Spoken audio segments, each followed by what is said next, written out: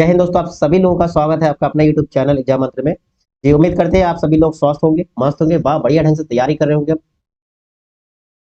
जी, आज की क्लास में हम जीएस के 50 क्वेश्चन देखेंगे। इसमें हम प्रीवियस क्वेश्चन भी कुछ रखे हैं, ठीक है। तो आप सभी लोग शेयर करिए फटाफट। देखिए क्वेश्चन नंबर फर्स्ट क्या है, 71 नंबर। देखिए 71 नंबर क्या, देखिए आप सभी लोगों का कमेंट आ जाना चाहिए कमेंट बॉक्स में। क्लास में एक्टिव रहेगा तभी अच्छा लगता है ना। तो बताइए क्वेश्चन नंबर फर्स्ट का आंसर क्या होगा। जब कर संग्रह जो आवश्यक व्यय से अधिक हो जाता है, जो कर का कलेक्शन है वो व्यय से, आपका जो खर्चा है उससे अधिक हो जाता है, तो उस बजट को कहा जाता है, क्या कहा जाता है, घाटा कहा जाता है, अधिशेष कहते हैं, आर्थिक प्रसार कहते हैं, या संतुलन कहते हैं। बताइए क्वेश्चन नंबर आपका 71 का आंसर क्या है।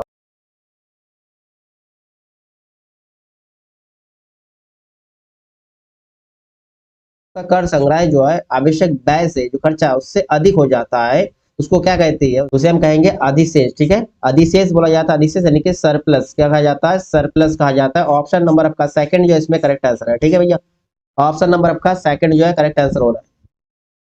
तो जी सभी लोग अभी देखिए तैयारी में डट के लग जाइए। अगर आपको सिलेक्शन चाहिए तो तैयारी शुरू से ही करना चाहिए। ये नहीं कि एग्जाम डेट क्लियर हो गया उसे जस्ट एक महीना पहले हमने स्टडी करना शुरू किया। तो भैया जो लोग तैयारी पहले से कर रहे हैं ना, सिलेक्शन उन्हीं का होगा। ये नहीं कि आप एक महीने तैयारी करके आप 30 मार्का बन जाएंगे, ऐसा नहीं होता है। ठीक है, तैयारी आपको शुरू से होना चाहिए, डेली आपका टारगेट होना चाहिए, डेली आप प्रिपरेशन करिए। आपका टाइम टेबल इस समय कम हो स्टडी का, ठीक है, उसके बाद धीरे धीरे इंक्रीज करिए, लेकिन आपका डेली स्टडी होना ही चाहिए। अगर आपको सिलेक्शन चाहिए डेली टाइम टेबल बना के, तीनों टाइम टेबल बना के प्रत्येक सब्जेक्ट को जरूर पढ़िए। अगर आपको सिलेक्शन है, आपका जिद है कि आपको भाई वर्दी पहनना है, एडमिशन के लिए जिद तो होना चाहिए, और जिद के साथ ही आपका सिलेक्शन होगा।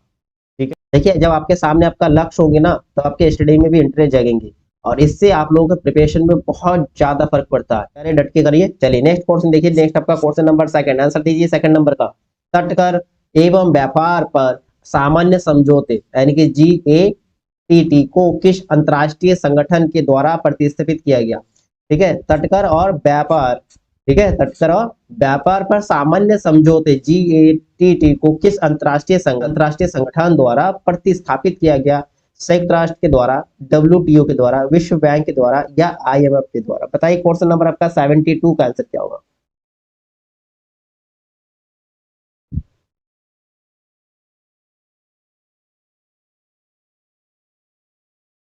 जी, टैरिफ और ट्रेड की बात कर रहे हैं। इसके समझौता जो है 1 जनवरी 1 जनवरी 1995 में हुआ था। 1 जनवरी 1995 में हुआ था। इसे जो है विश्व बैंक, क्या आंसर होगा, तो विश्व बैंक अंतरराष्ट्रीय संगठन द्वारा प्रतिष्ठित किया गया है। ठीक है, किसके द्वारा, विश्व बैंक के द्वारा। ध्यान रखिएगा, क्वेश्चन नंबर आपका 72 का आंसर हो गया ऑप्शन नंबर सेकंड। चलिए नेक्स्ट क्वेश्चन देखते हैं। फिर हमारा नेक्स्ट क्वेश्चन होगा क्वेश्चन नंबर 73। क्या है, किस राज्य के किसान भारत में आधुनिक खेती पद्धति की कोशिश करने वाले सबसे पहले किसान थे। आपको राज्य बताना है कि किस राज्य के किसान जो है भारत में आधुनिक खेती पद्धति की कोशिश करने वाले सबसे पहले किसान थे। पंजाब के, उत्तर प्रदेश के, तमिलनाडु के। ठीक है, आपके पास है तीन ऑप्शन है, इसके अकॉर्डिंग इसमें आपको केवल पहला, केवल दूसरा, या पहला दूसरा दोनों, या फिर तीनों सही है। बताइए क्वेश्चन नंबर आपका 73 का आंसर क्या होगा। आधुनिक खेती पद्धति अपनाने की बात करते हैं तो आपका राज्यों की बात करते हैं, पंजाब, पंजाब, हरियाणा, हरियाणा, और पश्चिमी उत्तर प्रदेश। ठीक है, पश्चिमी उत्तर प्रदेश का क्षेत्र आता है, यानी कि आपका ये तीन राज्य है जिन्होंने सबसे पहले जो है आधुनिक खेती पद्धति अपनाए थे। तो आपका आंसर कौन सा होगा, देखिए पंजाब है, उत्तर प्रदेश है, तमिलनाडु नहीं होगा, यानी कि पहला और दूसरा सही हो रहा है। ऑप्शन आपका थर्ड जो है ये आपका करेक्ट आंसर होगा, ऑप्शन थर्ड। क्लियर है, ऑप्शन थर्ड आपका करेक्ट आंसर हो गया। ऑप्शन थर्ड आपका करेक्ट आंसर, ठीक है, ऑप्शन थर्ड आपका सही आंसर होगा। जी, रासायनिक उर्वरक, कीटनाशक, ट्रैक्टर, थ्रेसर, ये सारी चीज का उपयोग सबसे पहले इन राज्यों से शुरू हुआ था। चलिए नेक्स्ट क्वेश्चन देखते हैं। नेक्स्ट हमारा क्वेश्चन नंबर 74 देखिए। 74 का आंसर क्या होगा। डैश भंडार भारत के खाद्य निगम FCI के माध्यम द्वारा अर्जित किया जाने वाला अनाज भंडार है। कौन सा भंडार, सामान्य भंडार, अधिमानित भंडार, बफर, या फिर आय। बताइए क्वेश्चन नंबर 74 का आंसर क्या होगा। भारत के खाद्य निगम यानी कि FCI के माध्यम द्वारा, सरकार द्वारा अर्जित किए जाने वाले अनाज का भंडार को क्या कहती है, बफर कहती है। क्या कहती है, बफर भंडार। ठीक है, ध्यान रखिएगा, बफर भंडार भारत के खाद्य निगम FCI के माध्यम द्वारा, सरकार द्वारा अर्जित किए जाने वाला अनाज का भंडार है। यानी कि क्वेश्चन नंबर आपका 74 का आंसर हो गया ऑप्शन नंबर थर्ड। क्लियर है।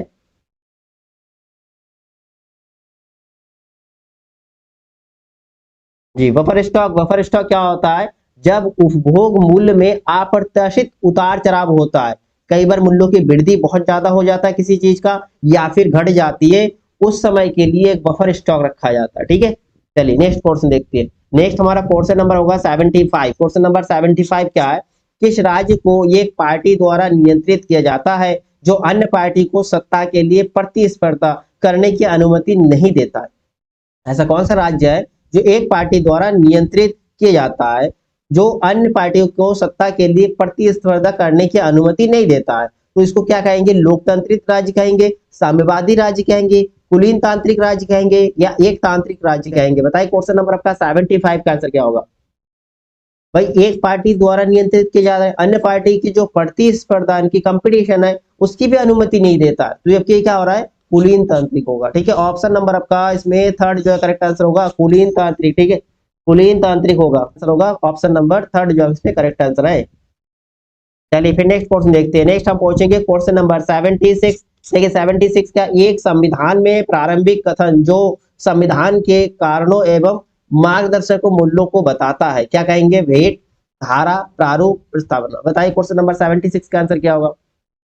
भाई संविधान में प्रारंभिक कथन, जो प्रारंभिक कथन की बात कर रहे हैं, जो संविधान के कारण एवं मार्गदर्शन करती है, मार्गदर्शन के मूल्य को बताती है, प्रस्तावना कहेंगे। सिंपल सी ऑप्शन नंबर आपका फोर्थ जो करेक्ट आंसर है। ठीक है, फोर्थ आपका करेक्ट आंसर प्रस्तावना। चलिए नेक्स्ट क्वेश्चन देखते हैं। नेक्स्ट हमारा 77। देखिए 77 क्या, निम्नलिखित शब्द या शब्दों में कौन सा भारतीय संविधान के प्रस्तावना में हुआ है?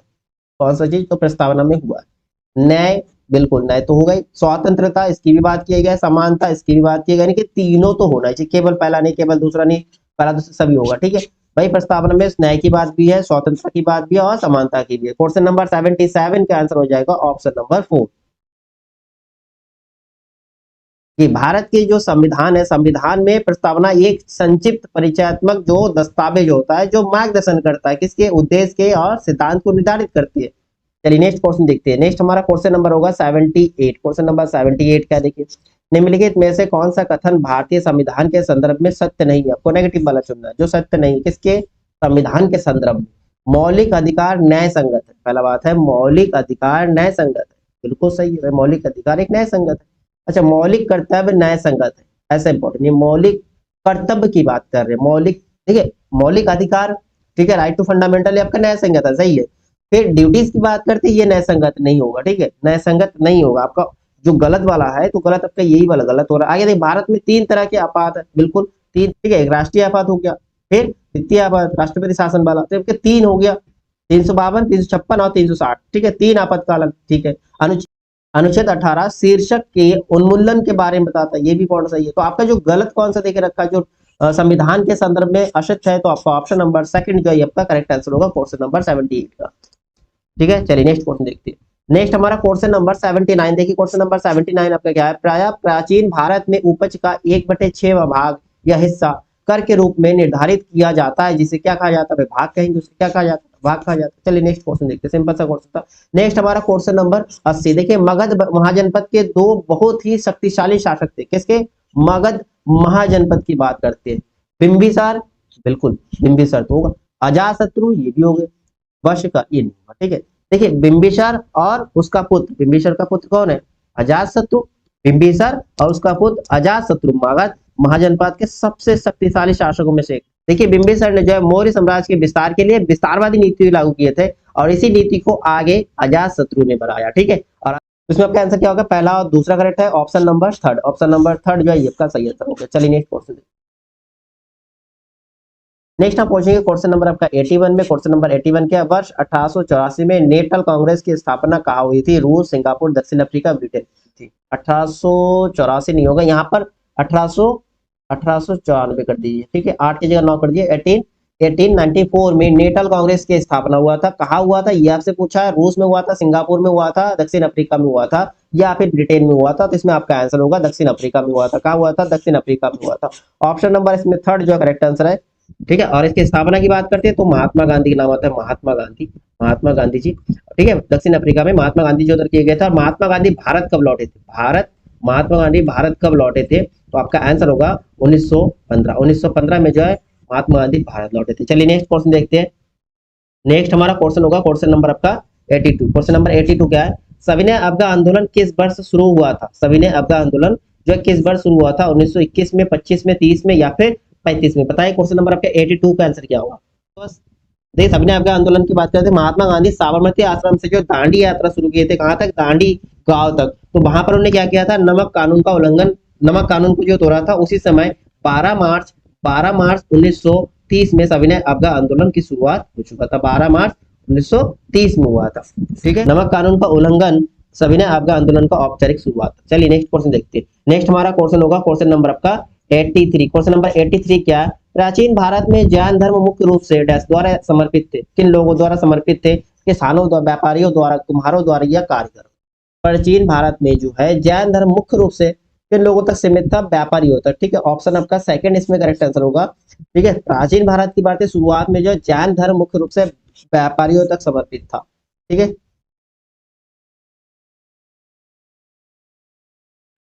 चलिए नेक्स्ट क्वेश्चन देखते हैं। नेक्स्ट हमारा क्वेश्चन होगा क्वेश्चन नंबर 84। देखिए क्वेश्चन नंबर 84 क्या है, वर्धमान महावीर लिच्छवी वंश के राजकुमार थे। देखिए यहाँ पर तो एक क्वेश्चन क्लियर होता है, महावीर जी जो है कौन से वंश के राजकुमार थे, लिच्छवी वंश के राजकुमार थे। कि एक संघ का समूह है, जो लिच्छवी वंश है वो किसका समूह है, मगध के, वच्छी के, अंग के या गंधार के। बताइए क्वेश्चन नंबर आपके 84 का आंसर क्या होगा।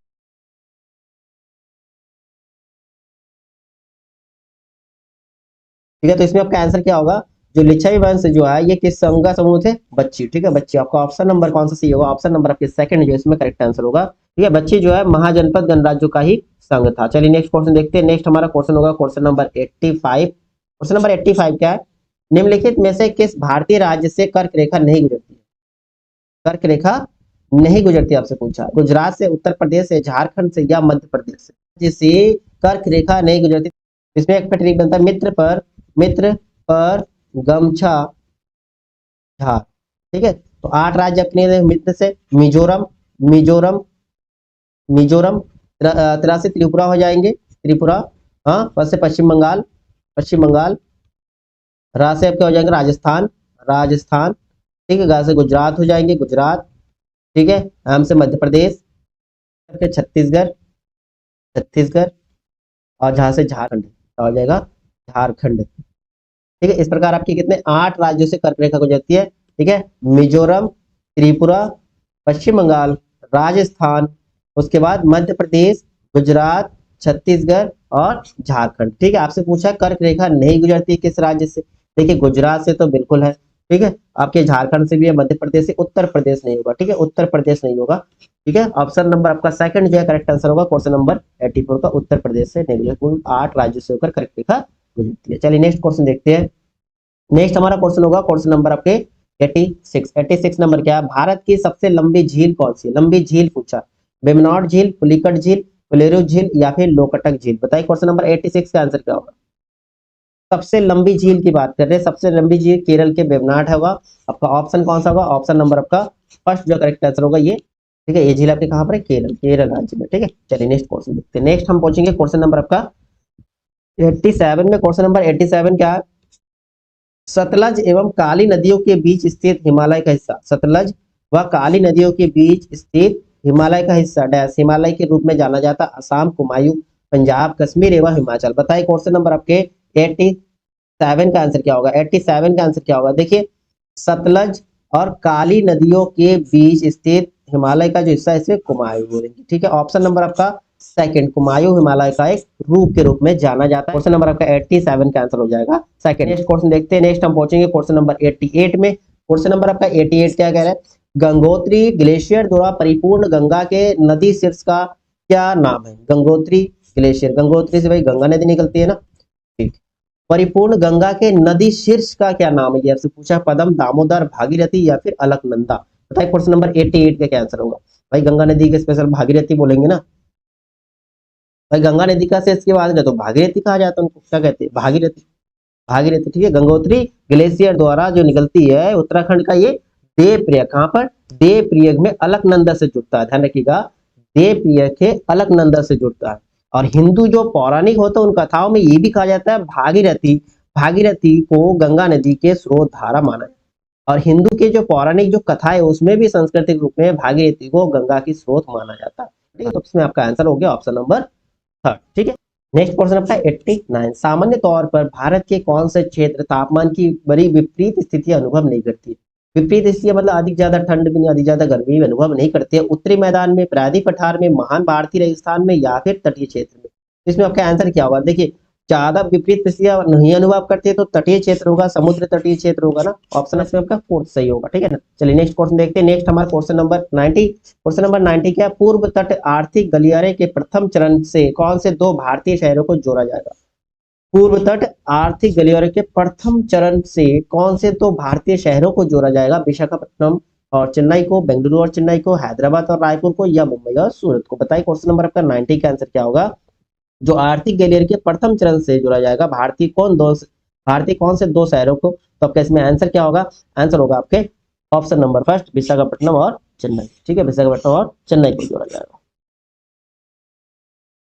चलिए नेक्स्ट क्वेश्चन देखते हैं। नेक्स्ट हम पूछेंगे क्वेश्चन नंबर 91 में, कौन सा पदार्थ बिजली के प्रवाह को कोई प्रतिरोध प्रदान नहीं करता है? कौन सा पदार्थ बिजली के प्रवाह को कोई प्रतिरोध प्रदान नहीं करता? विसंवाहक, संवाहक, संधारित्र या फिर अतिचालक? देखिए इसमें पहला ऑप्शन है विसंवाहक। विसंवाहक जिसे हम बोल सकते हैं इसमें आपके नॉन कंडक्टर बोल सकते हैं इसको, नॉन कंडक्टर कुचालक भी बोल सकते हो, ठीक है, जिसमें करंट नहीं बहते। संवाहक इसमें आपके चालक की बात कर सकते हैं हम, चालक यानी कि सुचालक हो सकते हैं, कंडक्टर बोल सकते हैं। संधारित्र यानी कि कैपेसिटर बोल सकते हैं। अति चालक, देखिए अति चालक अब कोई प्रतिरोध प्रदान नहीं, देखिए ये सुचालक इसमें भी भाई सिंपल सी है, प्रतिरोध तो थोड़ा बहुत होगा, संधारित्र में भी, कैपेसिटर में भी होगा, ठीक है। अति चालक सुपर कंडक्टर की बात करते हैं, इसमें भाई प्रतिरोध कोई भी प्रदान नहीं किया जाता। ऑप्शन नंबर आपका 4 जो है करेक्ट आंसर है। कोई प्रतिरोध यानी कि रेजिस्टेंस नहीं होता है किसमें? अति चालक में होगा, ठीक है, अति चालक आंसर होगा। विशिष्ट संवाहक बोल सकते हैं इसे हम, क्या बोल सकते हैं? विशिष्ट विशिष्ट संवाहक भी बोल सकते हैं इसे, विशिष्ट संवाहक यानी कि अति चालक, इसमें कोई प्रतिरोध प्रदान नहीं किया जाता है। चलिए नेक्स्ट क्वेश्चन देखते हैं। नेक्स्ट हम पहुंचेंगे क्वेश्चन नंबर आपका 92 में। क्वेश्चन नंबर आपका 92 क्या है? निम्नलिखित में से कौन सा बिजली का फ्यूज बनाने के लिए इस्तेमाल तारों का ये गुण है? ठीक है, जो फ्यूज बनाते, फ्यूज तार इसका गुण क्या है? कम गलना, मतलब थोड़ा सा गर्म हुआ गल गए, अधिक अधिक अधिक गलनांक, अधिक प्रतिरोध या कम चालकता? देखिए फ्यूज जो तार लगाया जाता है ना, तो फ्यूज तार में आपको ध्यान रखना है कि कम गलनांक वाला लगाया जाता है इस्तेमाल, ठीक है। क्यों? क्योंकि थोड़ा सा भी ज्यादा हीट हुआ तो वो गल जाएंगे, गलने से क्या हुआ, उसका वायर कट जाएंगे वहां से जल के, और जिससे कि अपने घर पे जितने भी उपकरण है उस सबके सुरक्षा प्रदान हो जाएगी, ठीक है। क्लियर है? 92 का आपका option number first correct answer होगा। और जब भी ओवरलोडिंग होगा, ठीक है, ओवरलोडिंग होगा तो उसमें क्या होगा? शॉर्ट सर्किट होगा या फिर गल जाएंगे, कट जाएंगे, जिससे क्या होगा? आपका कनेक्शन हट जाएंगे, कनेक्शन हटने से आपका घर पे जितने भी उपकरण है सबकी सुरक्षा होगी, ठीक है, इसीलिए फ्यूज तार का यूज करते हैं। चलिए नेक्स्ट क्वेश्चन देखते हैं।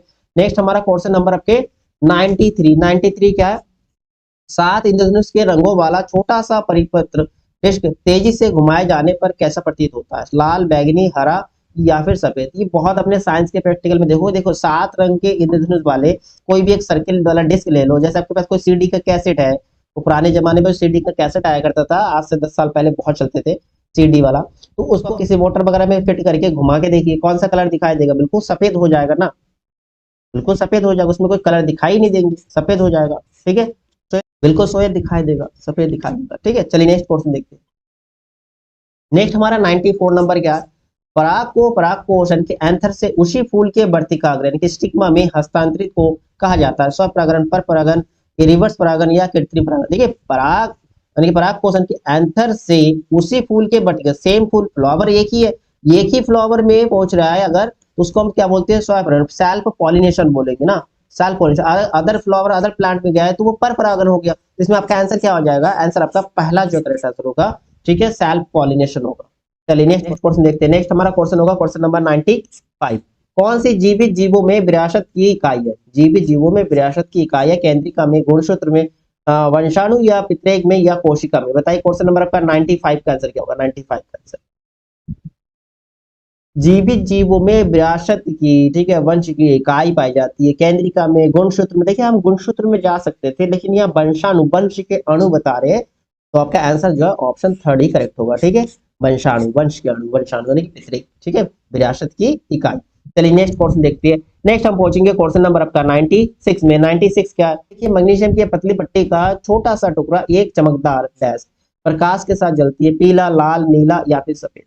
मैग्नीशियम, ठीक है, मैग्नीशियम को जला रहे हैं, मैग्नीशियम को जलाते तो क्या बनेगा? मैग्नीशियम ऑक्साइड बनता है ना, तो ये जो है आपके किस प्रकार का प्रकाश प्रदान करती है, तो आपका इसमें आंसर क्या होगा, आंसर होगा आपका ऑप्शन नंबर 4 सफेद प्रकाश। कैसा प्रकाश प्रदान करेगा, सफेद प्रकाश प्रदान करता है। देखिए मैग्नीशियम जो है अत्यधिक क्या है, ज्वलनशील धातु है। चलिए नेक्स्ट क्वेश्चन देखते हैं।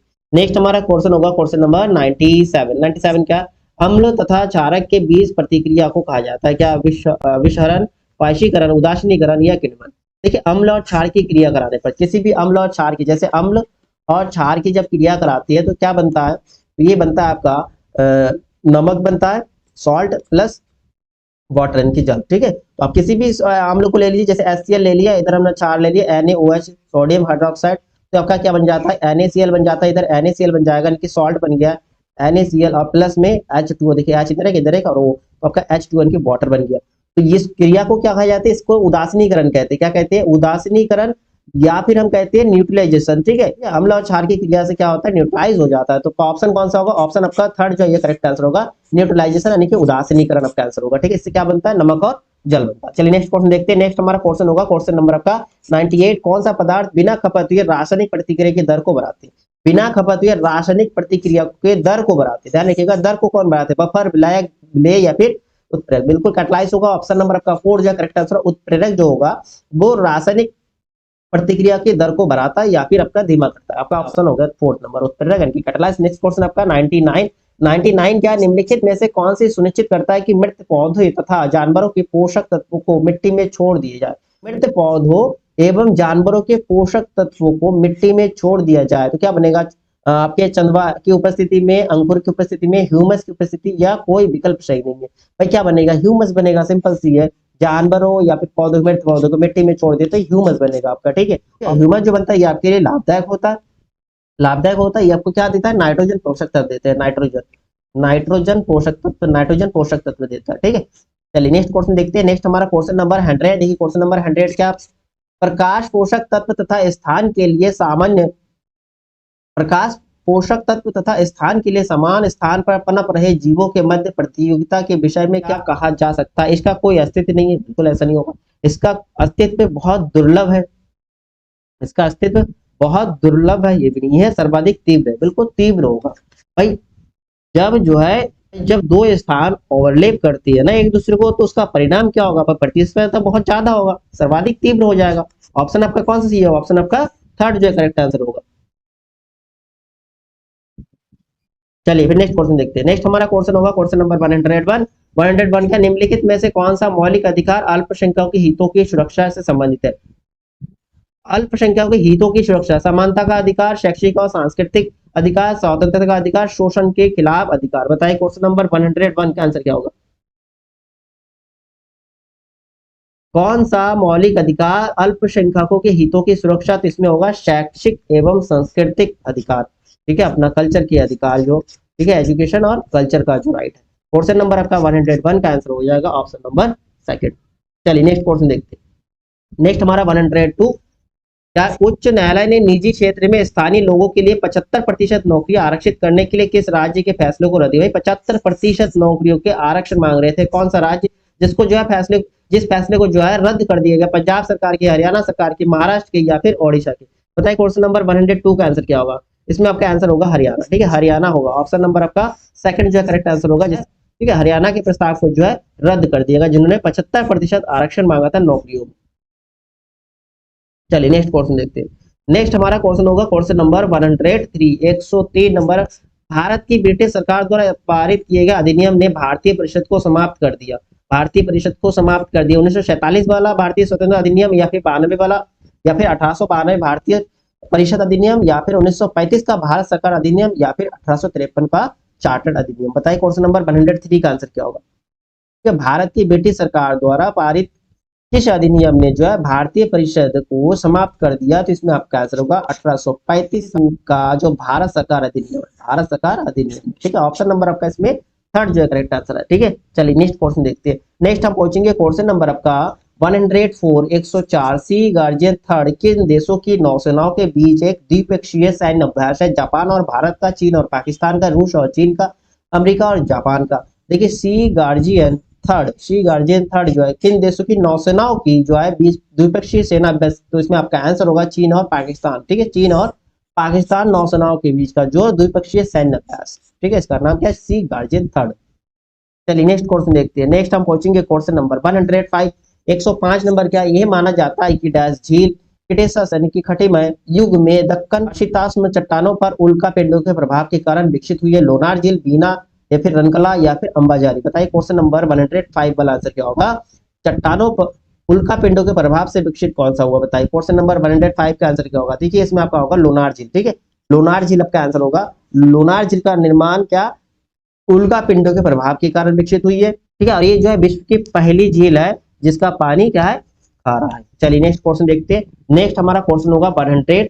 106 क्या है, निम्न में से वस्तु एवं सेवा कर के संबंध से सही नहीं है। वस्तु एवं सेवा कर की जीएसटी के संबंध में कौन सा जो सही नहीं है वो आपका आंसर होगा। यह विलासिता कर की जगह लेगा, बिल्कुल सही है, ठीक है, क्योंकि सभी करों को मिला के आपका सिंपल सी एक जीएसटी बनाया गया। तो जीएसटी आपका कब लागू हुआ आपसे पूछे तो जीएसटी ध्यान रखिएगा 1 जुलाई 2017 पर 2017 में जो है लागू हुआ था, ठीक है। और ये संविधान के 101 संविधान संशोधन के तहत बना।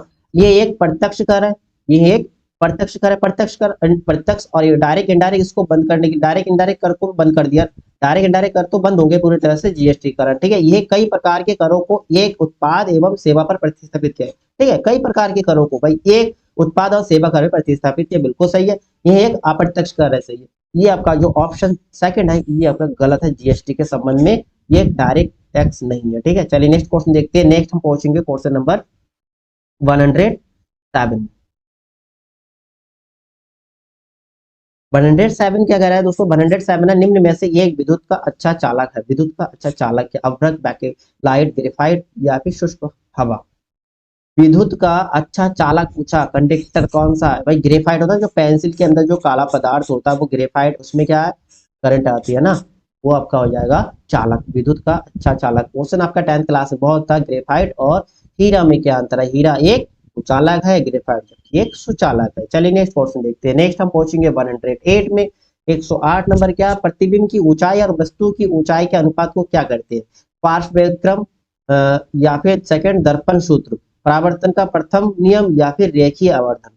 देखिए प्रतिबिंब की ऊंचाई और वस्तु की ऊंचाई यानी कि आई अपॉन ओ, इसको हम क्या बोलते हैं, एम, यानी कि रेखीय आवर्धन बोला जाता है। ऑप्शन नंबर आपका 4 जो है ये आपका करेक्ट आंसर है। इमेज की हाइट और अपॉन में क्या आ जाता है, ऑब्जेक्ट की हाइट। चलिए नेक्स्ट क्वेश्चन देखते हैं। नेक्स्ट हमारा क्वेश्चन होगा क्वेश्चन नंबर 109। देखिए 109 क्या है, एल नीनो डैश महासागर में तापमान में अस्थिरता का उल्लेख करता है। हिंद, प्रशांत, दक्षिण अटलांटिक या उत्तरी अंटार्कटिक। एल नीनो की बात करते हैं, एल नीनो जो आपके क्या होगा, प्रशांत महासागर में, प्रशांत महासागर में तापमान में अस्थिरता का उल्लेख करता है। ऑप्शन नंबर आपका सेकंड जो करेक्ट आंसर होगा, एल नीनो प्रशांत महासागर में तापमान में अस्थिरता का उल्लेख करता है, ठीक है। चलिए नेक्स्ट क्वेश्चन देखेंगे हम। नेक्स्ट क्वेश्चन आपका 110। 110 क्या है, ब्रिटिश सरकार द्वारा निम्नलिखित में से किस किले को जो है ट्राई ऑफ द ईस्ट कहा था। गोलकुंडा का किला, जिंजी का किला, आगरा का किला या फिर अजमेर का किला। ट्राई ऑफ द ईस्ट किसे कहते थे, ब्रिटिश सरकार द्वारा, तो इसमें आपका आंसर होगा जिंजी का किला। ऑप्शन नंबर सेकंड जो इसमें आपका करेक्ट आंसर होगा जिंजी का किला। ये आपके तमिलनाडु में, कहां पर, तमिलनाडु में। चलिए नेक्स्ट क्वेश्चन देखेंगे हम। नेक्स्ट हमारा क्वेश्चन होगा 111। 111 क्या आपके, the state of food and agriculture यानी कि सोफा किस संस्था की प्रमुख रिपोर्ट है, FAO की, FAC की या फिर CAPF की या फिर RPF की। बताइए क्वेश्चन नंबर 111 का आंसर क्या होगा। The state of food and agriculture किस संस्था की रिपोर्ट है, तो आपका FAO होगा, फूड यानी कि फूड एंड एग्रीकल्चर ऑर्गेनाइज, आपका यानी कि खाद्य एवं कृषि संगठन, ठीक है। ऑप्शन नंबर आपका कौन सा सही है, ऑप्शन नंबर फर्स्ट जो है सही आंसर होगा। खाद्य एवं कृषि संगठन द्वारा जो है खाद्य और कृषि की स्थिति जारी की जाती है। चलिए नेक्स्ट क्वेश्चन देखते हैं। नेक्स्ट हमारा क्वेश्चन नंबर 112 आपका कंप्यूटर का क्वेश्चन है। पाइथन क्या है, पाइथन जो है, पाइथन आपका क्या है, एक प्रोग्रामिंग भाषा है, एक ऑपरेटिंग सिस्टम है, एक एप्लीकेशन प्रोग्राम है या कंपाइलर है। बताइए क्वेश्चन नंबर आपका 112 का आंसर क्या होगा। देखिए पाइथन जो है एक हाई लेवल लैंग्वेज होता है आपके, यानी कि प्रोग्रामिंग लैंग्वेज होगा। ऑप्शन नंबर आपका फर्स्ट जो है करेक्ट आंसर होगा, ठीक है जी, उच्च स्तरीय प्रोग्रामिंग भाषा है आपके। चलिए नेक्स्ट क्वेश्चन देखेंगे हम। नेक्स्ट हमारा क्वेश्चन होगा 113। देखिए 113 क्या है, हड़प्पा सभ्यता का विकास 2500 ईसा पूर्व हुआ, जिसे वर्तमान में जाना जाता है। कौन से क्षेत्र, पाकिस्तान और अफगानिस्तान, पश्चिम भारत और पाकिस्तान, अफगानिस्तान और पश्चिम भारत, भारत और चीन। हड़प्पा सभ्यता, ठीक है, इसका विकास 2500 ईसा पूर्व हुआ, जिसे वर्तमान में जाना जाता है किस क्षेत्र से, आपसे पूछा है किस क्षेत्र से जाना जाता है, तो आपका हो जाएगा पश्चिमी भारत और पाकिस्तान। ठीक है, पश्चिमी भारत और पाकिस्तान। और कुछ क्षेत्र जो है उत्तर पूर्व अफगानिस्तान के भी है, कुछ स्थान जो है उत्तर पूर्व अफगानिस्तान का भी है, यानी कि ऑप्शन आपका जो है सेकंड करेक्ट आंसर होगा। ठीक है, पश्चिमी भारत, पाकिस्तान और उत्तर पूर्व के कुछ हिस्सा अफगानिस्तान का भी है। चलिए नेक्स्ट पोर्शन देखेंगे हम। नेक्स्ट हमारा क्वेश्चन है, क्वेश्चन नंबर आपका 114। कंप्यूटर के संदर्भ में एप्लेड है, एप्लेड क्या है, Java application, computer virus, firewall या कुकी। बताइए क्वेश्चन नंबर 114 का आंसर क्या होगा। देखिए कंप्यूटर के संदर्भ में जो एप्लेड है ना, एप्लेड एप्लेड जो है ये जावा एप्लीकेशन है। क्या है, जावा एप्लीकेशन। ऑप्शन नंबर आपका पहला जो करेक्ट आंसर होगा। चलिए नेक्स्ट क्वेश्चन देखते हैं। नेक्स्ट हमारा क्वेश्चन होगा क्वेश्चन नंबर 115। निम्नलिखित में से किसे समाज के लिए हानिकारक नहीं माना जाता, समाज के लिए हानिकारक नहीं माना जाता। अस्पृश्यता, अस्पृश्यता यानी कि अनटचेबल, या फिर दहेज प्रथा, या फिर वैश्य मताधिकार, या फिर बाल विवाह। देखिए हानिकारक नहीं माना जाता भाई, अनटचेबल ये छुआछूत वाला इसको हानि माना जाता, गलत मानते हैं ना। दहेज प्रथा ये भी गलत है और बाल विवाह ये भी गलत है। जैसे इलेक्शन में आपका वोट का अधिकार ना, मताधिकार, ये तो बिल्कुल हानिकारक नहीं, हमारा अधिकार है वैश्य नागरिक को मताधिकार देना, ये हानिकारक नहीं है समाज के लिए। सिंपल सा क्वेश्चन था। चलिए नेक्स्ट क्वेश्चन देखते हैं। नेक्स्ट हमारा क्वेश्चन नंबर 116। कालानुआ वार्ता 3 मुख्य प्रश्नों के आसपास संरचित है, कौन सा 3 प्रश्न में से नहीं है। हम कहाँ है, हम कहाँ जाना चाहते हैं, क्या किए जाने की आवश्यकता है, हम वहां कैसे जाएंगे। तो इसमें आपका जो है कौन सा 3 प्रश्नों में नहीं है, ये आपसे पूछा है। बताइए क्वेश्चन नंबर 116 का क्या होगा।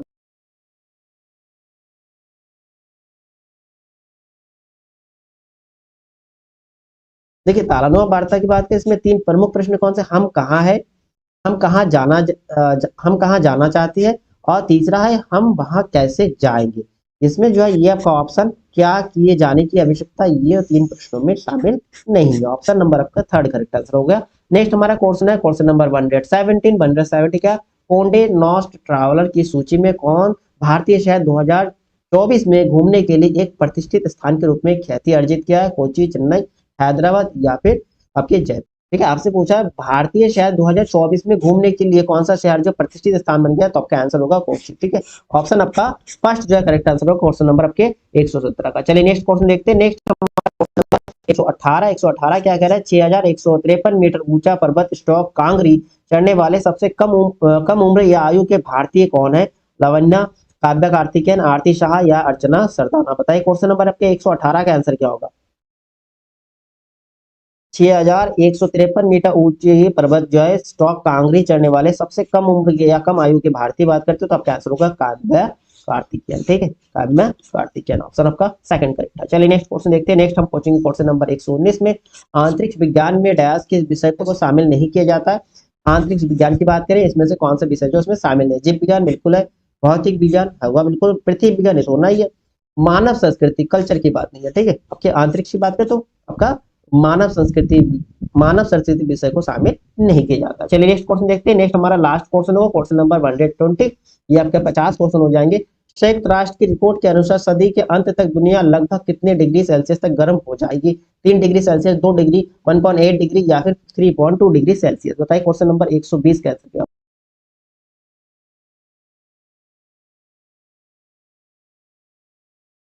देखिए संयुक्त राष्ट्र की रिपोर्ट के अनुसार सदी के अंत तक दुनिया लगभग 3 डिग्री, कितने 3 डिग्री सेल्सियस गर्म हो जाएगी। ऑप्शन आपका पहला जो है करेक्ट आंसर है, ऑप्शन आपका पहला कह रहा है 3 डिग्री लगभग गर्म हो जाएगी। क्वेश्चन नंबर आपका 120 का आंसर हो गया ऑप्शन नंबर फर्स्ट। क्लियर है। चलिए यहाँ पर आपके 50 क्वेश्चन कंप्लीट हुआ है, तो आप लोग अपना स्कोर शेयर करें, आप लोगों का स्कोर क्या बन गया। ठीक है, चलिए आगे हम रीजनिंग का क्लास और साथ साथ मैथ के क्लास के लिए सोच रहे हैं, मैथ के क्लास भी रखेंगे, तो आप लोग जो है क्लास शेयर कर दीजिए और क्लास कैसा लगा आप कमेंट करके जरूर बताइए। चलिए आप लोगों से नेक्स्ट क्लास में मिलते हैं, तब तक जय हिंद, थैंक यू।